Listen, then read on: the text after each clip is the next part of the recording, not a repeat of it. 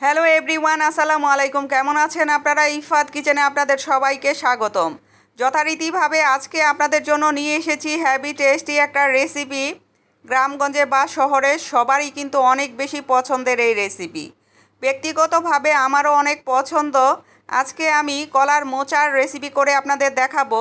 এই কলার মোচাটা আমার মেয়ের বান্ধবী তারিন তাদের গ্রাম থেকে এনে দিয়েছে, তার জন্য আমার কাছে খুবই স্পেশাল। আর এই মোচাটা দিয়ে আজকে শ্যুটটা আমি কমপ্লিট করেছি, সেটাই আপনাদের সাথে শেয়ার করব।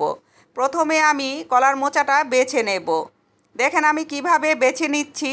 প্রতি লেয়ারে লেয়ারে কিন্তু ছোট ছোট কলা আছে। যতটুকু শক্ত ততটুকু আমি বেছে নেব, আর নরমটুকু আমি সরাসরি ভাজি করে নেব। এখন ছোট কলাগুলো আমি বেছে নেব। এই কলার ভিতরে একটা শক্ত ডাঁটি আছে আর একটা শক্ত পাতার মতো আছে, এগুলো বেছে ফেলে দিতে হবে। এগুলো কিন্তু সিদ্ধ হয় না। এই কাজটা একটু সময় নিয়ে ধৈর্য নিয়ে করতে হবে। ভালো জিনিস খেতে হলে তো বন্ধুরা একটু কষ্ট করতেই হয়, তাই না?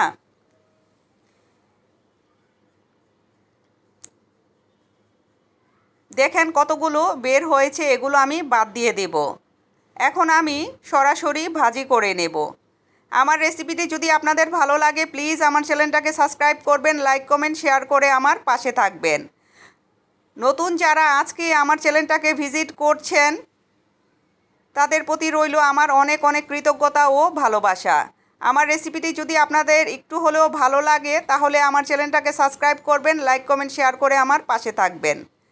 এভাবে আমি সবগুলো ভাজি করে নেব। এই ফাঁকে চুলায় আমি একটা প্যান বসিয়ে পরিমাণ মতো পানি দিয়ে গরম করে নেব। পানিটা বলক চলে আসলে আমি এই ভাজিগুলো ধুয়ে একটু ভাপিয়ে নেব। এখানে আমি আধা চা চামচ হলুদ দিয়ে দিব। এইভাবে একটু হলুদ দিয়ে ভাপিয়ে নিলে কলার যে একটা কষ থাকে সেটা বেরিয়ে যায়। ভাপিয়ে নেওয়া হয়ে গেলে একটা স্ট্যান্ডারে পানি ঝরিয়ে নেব।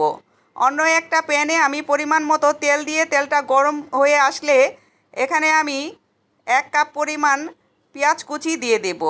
প্রায় 2 মিনিট পেঁয়াজটা একটু ভেজে নেব, অতিরিক্ত ভাজার কোনো দরকার নেই। ভাজা হয়ে গেলে এখানে আমি 1 চা চামচ মরিচের গুঁড়া, আধা চা চামচ হলুদের গুঁড়া, 1 চা চামচ লবণ দিয়ে মশলাটা আমি মিডিয়াম লো হিটে একটু কষিয়ে নেব। কষানো হয়ে গেলে সামান্য পানি দিয়ে আবার মশলাটা কষিয়ে নেব। এইভাবে ধাপে ধাপে মশলাটা কষিয়ে নিলে কিন্তু তরকারিটার ভিতরে মশলার যে আলগা একটা গন্ধ থাকে সেটা থাকে না। এখন আমি এখানে 6-7টা মিডিয়াম সাইজের চিংড়ি মাছ দিয়ে খুব সুন্দর করে মশলার সাথে কষিয়ে নেব। কষানো হয়ে গেলে কলার মোচাটা এখন আমি এখানে দিয়ে দেব।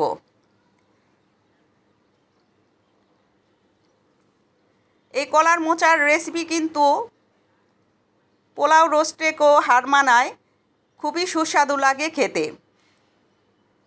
আর এই মোচার ঘন্টটার ভিতরে কিন্তু তেলের পরিমাণটা একটু বেশি দিতে হয়, তাহলে অনেক বেশি টেস্টি লাগে। 10-15 মিনিট আমি মিডিয়াম লো হিটে রান্না করে নিয়েছি। এখন ঢাকনা তুলে নিয়েছি। রান্নাটা কিন্তু প্রায় আমার হয়ে গেছে। এখন 3-4টা কাঁচামরিচ ফালি করে দিয়ে দিয়েছি। শেষের দিকে কাঁচামরিচটা দিলে খুব সুন্দর একটা স্মেল থাকে, কিন্তু অতিরিক্ত ঝাল হয় না, ছোট বড় সবাই খেতে পারে। রান্না আমার কমপ্লিট হয়ে গেছে। হাতের কাছে ধনিয়া পাতা ছিল না, আপনাদের কাছে যদি থাকে অবশ্যই দিবেন, তাহলে খেতে আরও বেশি ভালো লাগবে। এখন আমি আপনাদের সার্ভ করে দেখাচ্ছি। দেখেন মাশাল্লাহ কতটা লোভনীয় হয়েছে। অবশ্যই একদিন ট্রাই করবেন, আশা করি অনেক অনেক বেশি আপনাদের ভালো লাগবে। যাই হোক, ভালো থাকবেন, সুস্থ থাকবেন, আমার জন্য দোয়া করবেন। দেখা হবে নতুন কোনো রেসিপিতে। আল্লাহ হাফেজ।